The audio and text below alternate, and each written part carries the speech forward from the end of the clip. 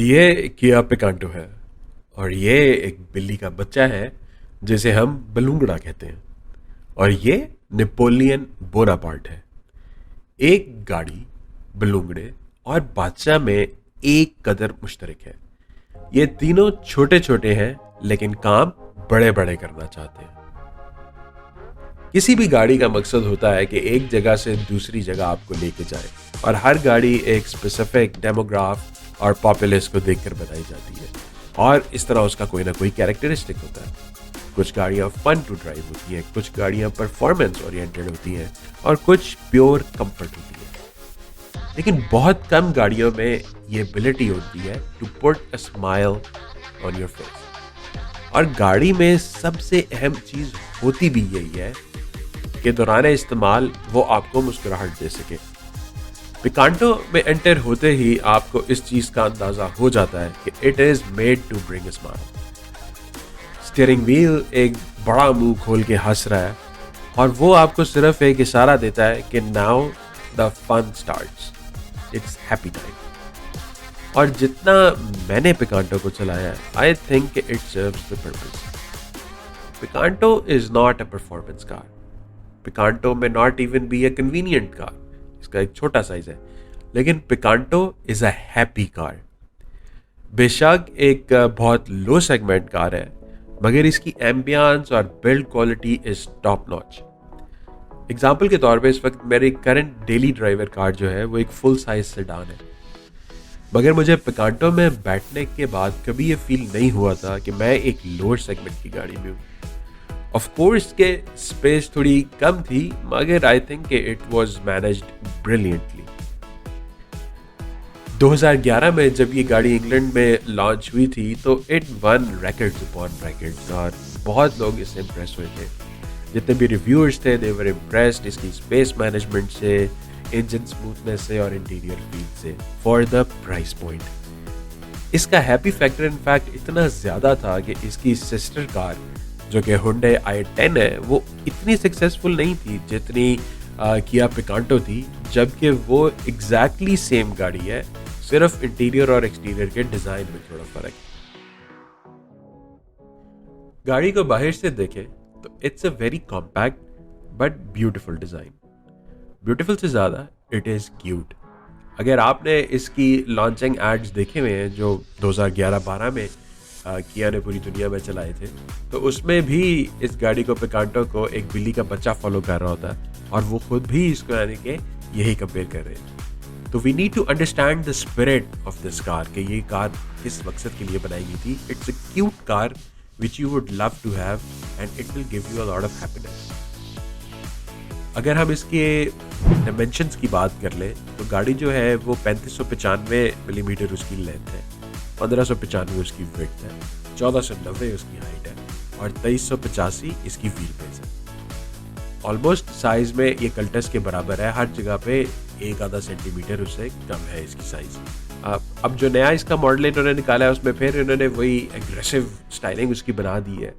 तो I think ये वाला जो स्टाइल था, जो डिज़ाइन, ये वाला जो जनरेशन पाकिस्तान में लॉन्च हुई है, it is a much better design. It serves the spirit of the car. सामने से अगर आप इसकी फ्रंट लाइट्स देखें, काफ़ी बड़ी फ्रंट हेडलाइट्स हैं और ऊंची लगी हुई हैं। कई लोग इस पे कहते हैं कि रात को वो ऊपर की तरफ रहती हैं तो रोड नज़र नहीं आती। ये लाइट्स का मसला नहीं है, इसकी एडजस्टमेंट का मसला है, जो कि किया को फैक्ट्री से या डीलरशिप पे करनी चाहिए थी। लेकिन अगर ये नहीं हुई हुई तो ये आप खुद भी कर सकते हैं और डीलरशिप पे जाके भी करा सकते हैं। लेकिन इसका मतलब ये है कि शायद किया के पास इतना टाइम नहीं है कि वो हर गाड़ी को इंडिविजुअली उसकी लाइट एडजस्ट करें, जो कि उन्हें करनी चाहिए। साइड से भी इसकी एक अच्छी खूबसूरत प्रोफाइल है, और back side is the most beautiful. Back side पे एक रेयर विंडो पे वाइपर भी है, जो कि एक बहुत कन्वीनियंट फीचर है और पाकिस्तान में नॉर्मली इससे पहले हैचबैक में नहीं था। बाकी इसके अलावा beauty is the eye of the beholder. अगर आप ये गाड़ी या इस सेगमेंट की गाड़ी लेना चाह रहे हैं, आई थिंक कि आपको खुद जाके ये देखनी चाहिए। मेरे मुताबिक और बहुत सारे और लोगों के मुताबिक it is much prettier than anything in this segment. गाड़ी के इंजन को भी अगर देखें तो इसमें वही कैरेक्टरिस्टिक है कि बच्चा हूँ मैं छोटा सा, लेकिन काम करूँगा बड़े बड़े। एक छोटा सा 1 लीटर 3 सिलेंडर इंजन है लेकिन it is the most advanced engine in the class. It's a dual VVT engine, जिसको हंडे वाले जो है वो CVVT कहते हैं, continuously variable valve timing. Chain driven engine है, एल्यूमिनियम ब्लॉक है, और इसके अलावा जो कास्ट आयरन उसके सिलेंडर लाइनिंग है। बहुत सारे फीचर्स इस गाड़ी के इंजन में ऐसे हैं जो कि अपने टाइम पे दे वर क्लास लीडिंग, इवन अपने से ऊपर वाली क्लासेस से भी ज़्यादा थे, जो कि अब नॉर्मल होते जा रहे हैं, जिनमें इसका क्रैंक एंगल जो है वो ऑफसेट है, जिसकी वजह से गाड़ी की परफॉर्मेंस बेहतर होती है, इंजन की लाइफ बेहतर हो सकती है, लॉसेस कम होते हैं। उसके अलावा एक इंटरेस्टिंग फीचर ये है कि जो इसकी फीड बेल्ट है, जैसे एसी का कंप्रेसर वगैरह चलता है, उसमें कोई ऑटो टेंशनर मैकेनिकल नहीं लगा हुआ, और उसकी लाइफ भी जो किया है वो 1.5 लाख किलोमीटर कहते हैं, जो कि एक बहुत लॉन्ग लाइफ एक्सेसरी बेल्ट है। इसका मतलब है कि इन द लॉन्ग रन इसके मेंटेनेंस चार्जेस जो हैं वो कम होंगे। इंजन 69 हॉर्स पावर बनाता है, और उसके अलावा 94 न्यूटन मीटर इसका टॉर्क है।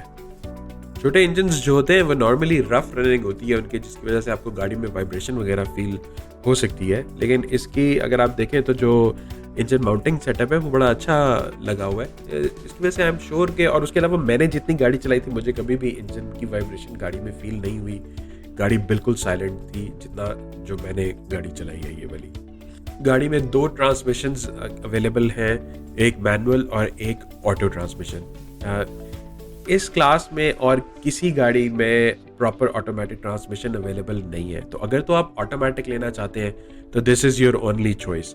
जो कल्टस है उसमें AGS है, AGS के अपने इश्यूज हैं, लेकिन प्रॉपर ऑटोमेटिक जो है वो सिर्फ किया पिकांटो में है इस क्लास में, और फॉर सम रीज़न किया ने उसको ट्यून किया हुआ है परफॉर्मेंस के लिए, जिसकी वजह से मेरा ख्याल है कि इसकी जो फ्यूल इकॉनमी है अगर वो मुतासर होती है तो वो उसी ट्यूनिंग की वजह से है, अगर आप एकदम गाड़ी को पुश करने की कोशिश करें नॉर्मल क्रूज़ के दौरान। बाकी it's a very durable and very well known transmission. जो प्रोटॉन की सागा है उसके अंदर भी ये एग्जैक्ट सेम ट्रांसमिशन ही यूज़ होती है।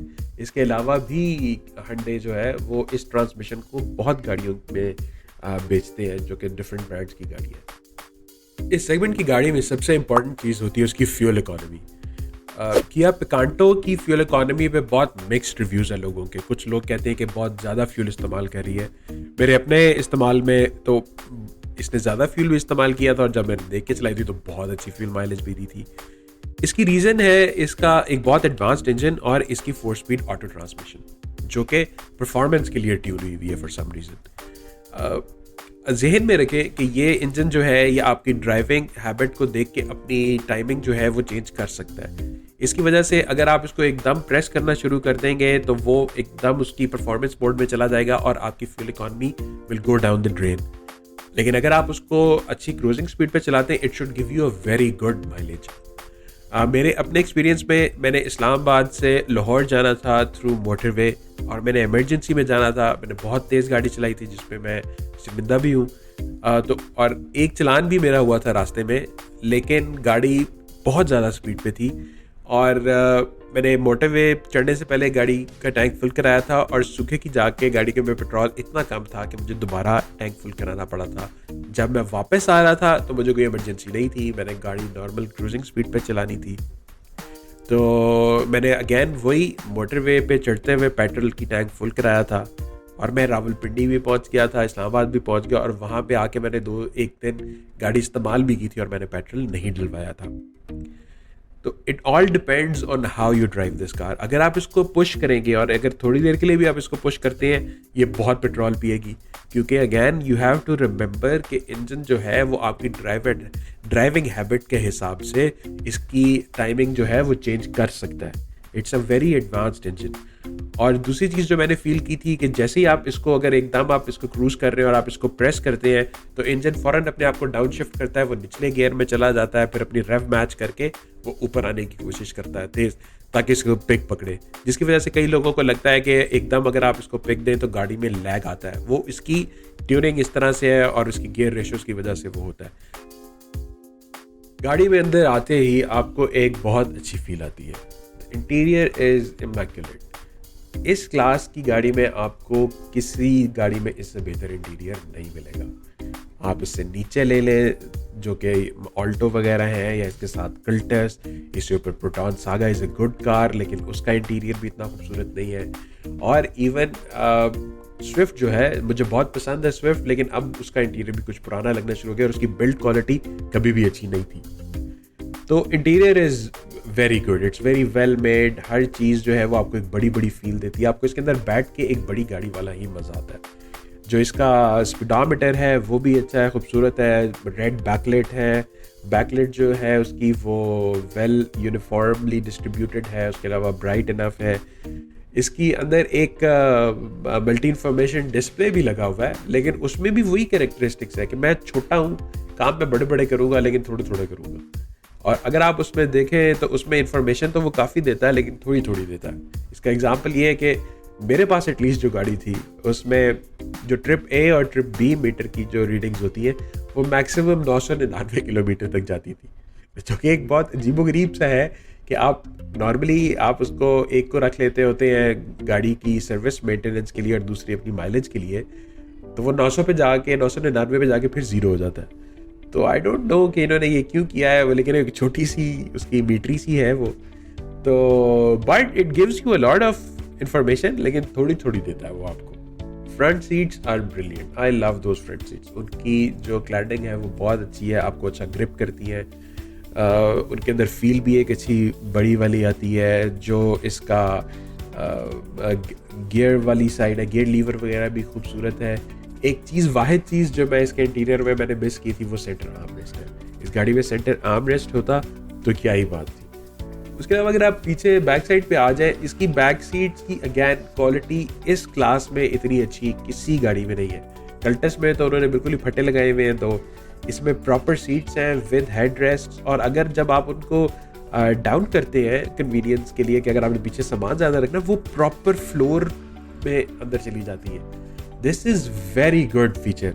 जो कल्टस वाली है वो आप ड्रॉप करते हैं वो उधर ही गिर जाती है, वो एक डब्बा सा वहाँ पे बन जाता है। ये इसके ऊपर वाली जो बैक साइड है वो भी आगे पूरी फोल्ड हो जाती है, और जो नीचे वाली है वो भी चली जाती है। It's a very good setup जो इस गाड़ी के अंदर लगा हुआ है। कई लोगों को ये है कि जो कल्टस है उसके अंदर स्पेस ज़्यादा है पिछली सीटों में, इसकी पिछली सीटों में स्पेस कम है।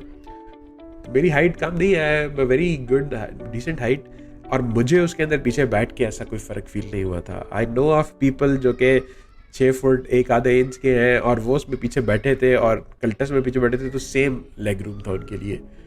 थोड़ी बहुत फील आ सकती है कि कल्टस में इससे ज़्यादा लेग रूम है, और उसकी रीज़न ये है कि कल्टस में वो बड़ी पतली पतली सी उन्होंने सीटें लगाई हुई हैं आगे वाली भी, जिसकी वजह से आई एम श्योर कि कुछ ना कुछ स्पेस आपको फील हो जाती होगी।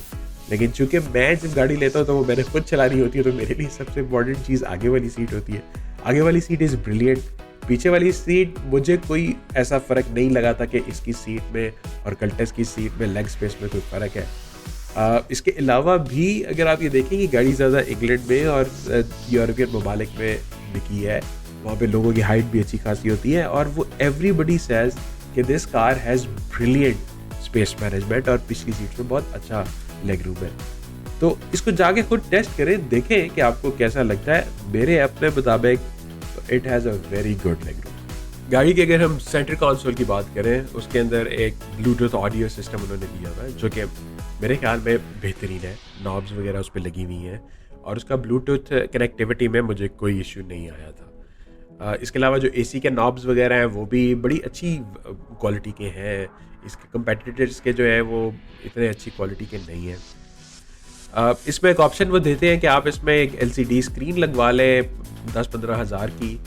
मेरा ख्याल है कि इसमें नहीं लगवानी चाहिए, क्योंकि फ़र्स्ट ऑफ ऑल तो वो स्क्रीन जो है उसमें कोई बटन वगैरह नहीं है, और इसके स्टीयरिंग व्हील पे भी कोई ऑडियो कंट्रोल्स उन्होंने नहीं दिए हुए, तो वो तो इस्तेमाल करना बहुत मुश्किल हो जाता है। तो आई वुड एडवाइस कि don't go for the screen in this car अगर उसके अंदर नॉब नहीं है, क्योंकि ऑलरेडी जो इसका ऑडियो है उसकी क्वालिटी ठीक है, डिसेंट है, इट्स गुड क्वालिटी।